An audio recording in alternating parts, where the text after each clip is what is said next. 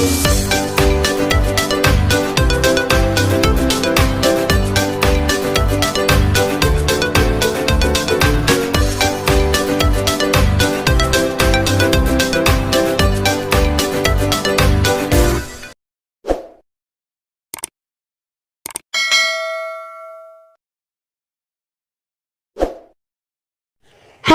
assalamualaikum adik-adik kelas 6. Pada video kali ini kita akan belajar tema 1, subtema 3, pembelajaran 6. Sebelumnya kamu telah mengenal dan berlatih bagaimana melakukan permainan engklek. Ayo kita mengenal dan berlatih permainan tersebut lebih lanjut. Permainan tradisional merupakan salah satu bentuk keragaman budaya yang ada di Indonesia. Sebelumnya, kamu telah mengenal dan mempelajari permainan tradisional tersebut. Apakah kamu masih ingat cara memainkannya? Ceritakan apa yang kamu ketahui pada teman satu kelompok.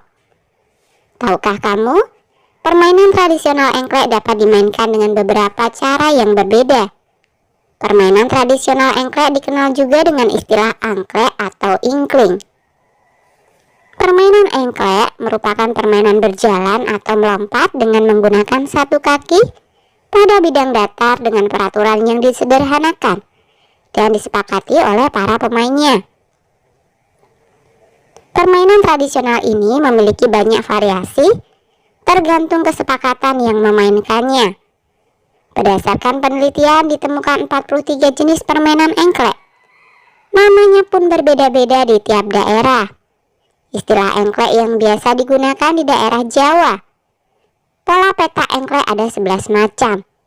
Yang biasa digunakan di Jawa jenis engklek ebrek atau engklek gunungan.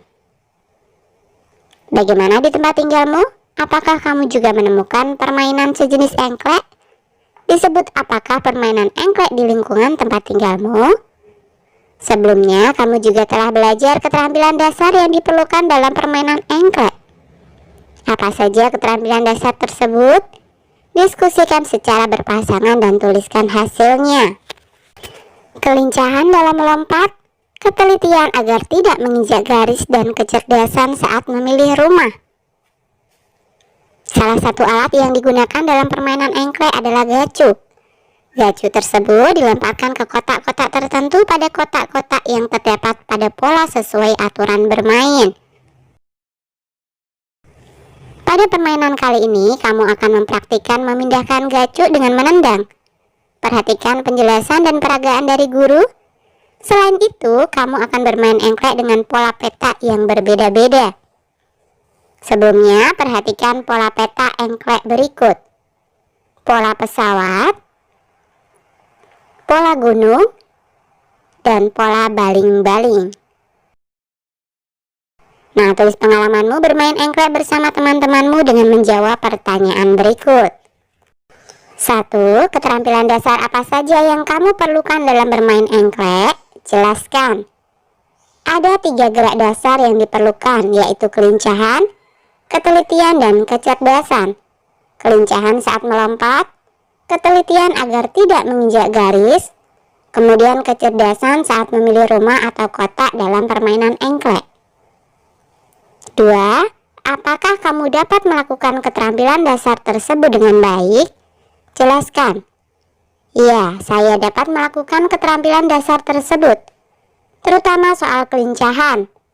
Kelincahan saya saat melompat cukup baik. Kemudian kecerdasan saat memilih rumah atau kotak dalam permainan engklek. 3. Apa rencanamu untuk meningkatkan keterampilan tersebut di masa yang akan datang? Rencana saya adalah banyak berlatih keseimbangan, kejelian, kelincahan, dan melompat. 4. Sikap apa saja yang harus kamu tunjukkan ketika bermain engklek dengan teman yang berbeda-beda? Tidak bermain curang, saling menghargai, tidak membeda-bedakan teman, tidak saling bertengkar satu sama lain, dan tidak mengelompokkan suatu bagian. 5. Apakah dalam permainan engklek diperlukan kerjasama yang baik dari pemainnya? Jelaskan. Ya, permainan engklek membutuhkan kerjasama semua pemain. Pemain harus bermain secara bergiliran. Selain itu, semua pemain harus mengawasi pemain lainnya agar tidak terjatuh atau berbuat curang. 6. Apa yang terjadi jika tidak ada kerjasama yang baik antara pemain engklek? Akan terjatuh, cedera, dan terjadi permusuhan antar pemain engklek. Oleh sebab itu, dalam bermain engklek membutuhkan kerjasama yang baik.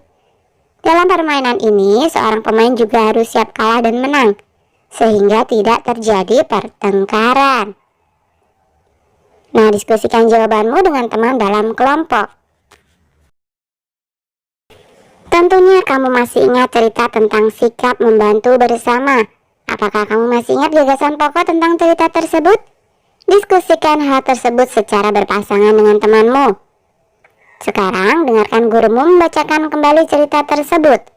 Buatlah ringkasan dari teks lisan tentang wedang jahe tersebut pada bagian berikut dengan menuliskan kembali terlebih dahulu gagasan pokok dan gagasan pendukung. Wedang jahe buatan ibu. Siang ini hujan turun deras sekali. Udin berjalan kaki pulang dari sekolah. Udin tidak membawa payung, sehingga tubuhnya basah kuyup. Sampai di rumah, Udin segera mengganti pakaiannya. Ibu memasakkan air hangat untuk membasuh badan. Setelah makan siang, Udin mulai merasa kurang sehat. Udin kedinginan. Ibu melihat Udin yang mulai terbaring lemas. Wah, besok ada ulangan matematika. Malam ini Udin harus belajar. Ibu tahu apa yang harus dilakukan agar Udin segera pulih. Ibu membuat wedang jahe untuk Udin. Wedang jahe artinya minuman yang terbuat dari jahe, yaitu minuman khas Jawa Tengah yang memberikan rasa hangat bagi tubuh. Bahan-bahan wedang jahe adalah jahe dan gula pasir atau gula merah. Bisa juga ditambahkan kayu manis dan serai untuk menambahkan rasa dan aroma. Semua bahan direbus hingga mendidih dan harum. Untuk meredakan gejala kurang sehat, wedang jahe sebaiknya diminum segera setelah mendidih. Ibu sering membuat wedang jahe untuk Udin dan keluarganya. Ketika ada acara di kampung pun, ibu selalu menyajikan wedang jahe buatannya. Tidak sampai 1 jam, wedang jahe buatan ibu sudah siap. Ibu membawakan segelas ke kamar Udin. Hangat. Rasa dingin dari tubuh Udin perlahan hilang.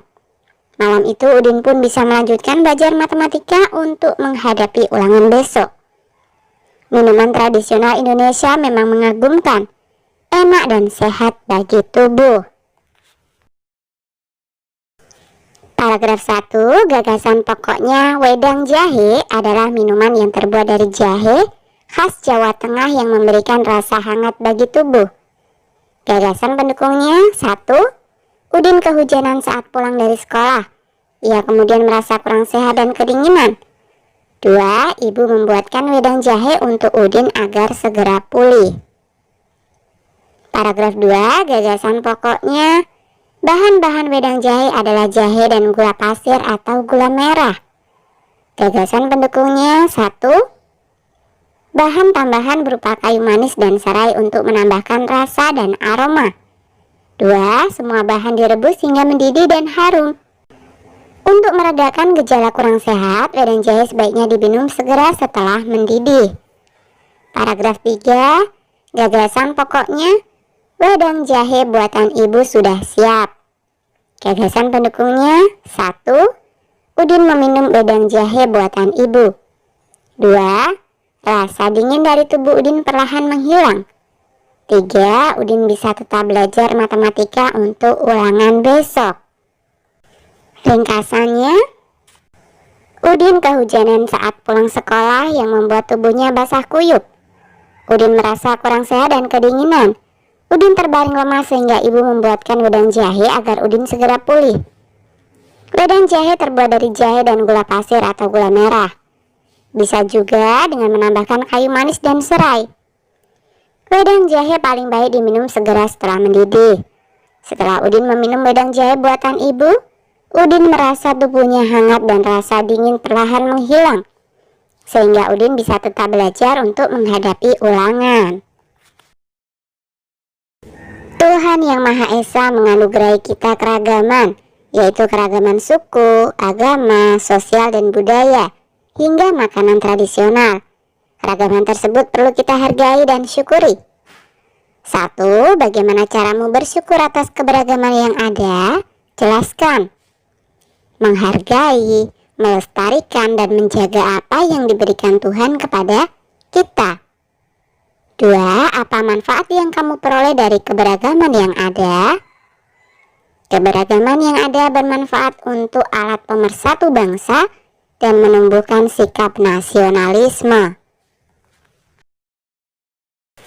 Nah, sekarang kita masuk evaluasi ya. 1.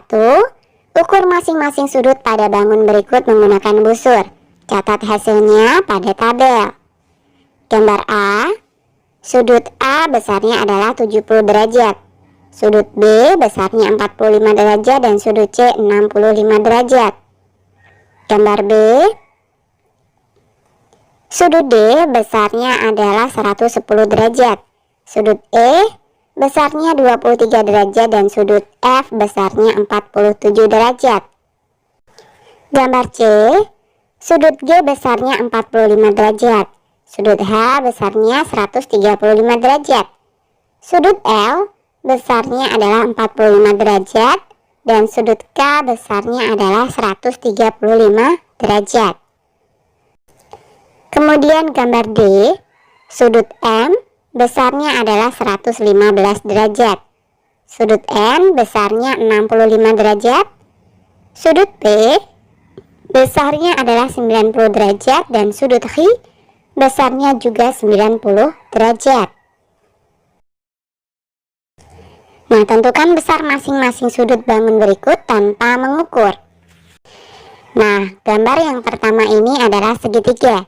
Besar sudut C adalah 180 derajat dikurangi 80 derajat dikurangi 65 derajat sama dengan 35 derajat. Kemudian gambar yang kedua ini juga segitiga. Besar sudut C adalah 180 derajat dikurangi 110 derajat dikurangi 37 derajat. Hasilnya adalah 33 derajat. Atau kita juga bisa menggunakan rumus yang kita pelajari kemarin. 180 derajat dikurangi jumlah kedua sudut yang diketahui.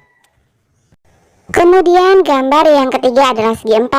Besar sudut C adalah 360 derajat dikurangi 70 derajat dikurangi 70 derajat dikurangi 115 derajat. Hasilnya adalah 105 derajat. Kemudian gambar yang keempat adalah segi 4. Besar sudut C adalah 360 derajat dikurangi 120 derajat dikurangi 86 derajat dikurangi 120 derajat. Hasilnya adalah 34 derajat. Atau kita juga bisa menggunakan rumus yang kita pelajari kemarin. Untuk mencari besar sudut C pada segi 4, caranya adalah 360 derajat dikurangi jumlah ketiga sudut yang diketahui. 3. Tulislah 3 sifat bunyi yang kamu ketahui. 1. Bunyi merambat melalui benda padat, cair, dan gas. 2. Bunyi dapat dipantulkan. 3. Bunyi dapat diserap. 4. Jelaskan proses terjadinya bunyi. Bunyi berasal dari benda yang bergetar. Getaran dari suatu benda akan mengakibatkan udara di sekitarnya bergetar. Getaran tersebut menimbulkan gelombang bunyi di udara. Benda-benda yang bergetar akan menghasilkan bunyi. 5. Apakah yang dimaksud dengan bunyi pantul? Bagaimana proses terjadinya? Jelaskan. Bunyi pantul adalah bunyi yang terdengar kembali kepada sumber bunyi berasal. Bunyi pantul terjadi jika dalam perambatannya dihalangi oleh benda yang permukaannya keras, seperti kayu, kaca, dinding, atau besi. 6. Bagaimana caramu membuat ringkasan dengan baik berdasarkan teks lisan? Jelaskan. Mendengarkan teks dengan seksama, menuliskan gagasan pokok dan gagasan pendukung, mengetahui kesan umum dari teks, kemudian menuliskan kalimat baru berdasarkan kesan umum dan gagasan pokok. 7. Apa persamaan dan perbedaan dalam membuat ringkasan teks tertulis dan teks lisan? Jelaskan. Teks tertulis berarti kita harus membaca teks dengan seksama sekali atau 2 kali. Sedangkan untuk teks lisan, kita harus mendengarkan teks yang dibacakan dengan seksama. Persamaannya, menuliskan gagasan pokok dan gagasan pendukung, mengetahui kesan umum dari teks dan menuliskan kalimat baru berdasarkan kesan umum dan gagasan pokok. 8. Sebutkan contoh-contoh keberagaman yang telah kamu pelajari. Keberagaman suku bangsa seperti Jawa, Sunda, Minangkabau, Bali, Ambon, dan sebagainya. Keberagaman bahasa seperti bahasa Aceh, bahasa Betawi, bahasa Jawa, dan lain-lain. Keberagaman agama seperti Islam, Kristen, Katolik, Hindu, Buddha, Konghucu, dan lain-lain. 9. Apa sikap yang perlu kamu terapkan ketika bekerja sama dengan teman-teman yang berbeda? Jelaskan. Kita harus saling menghargai walaupun memiliki perbedaan. Selain itu, kita sebaiknya mementingkan kepentingan umum dan tidak memaksakan kehendak sehingga kekompakan dan persatuan tetap terjaga. 10. Bagaimana kamu mensyukuri keberagaman yang ada di sekitarmu? Kita dapat mensyukuri keberagaman dengan saling menghargai dan menjadikan perbedaan itu sebagai hal yang saling melengkapi dan pemersatu. Oke, sampai di sini dulu video kali ini ya. Sampai jumpa di video berikutnya.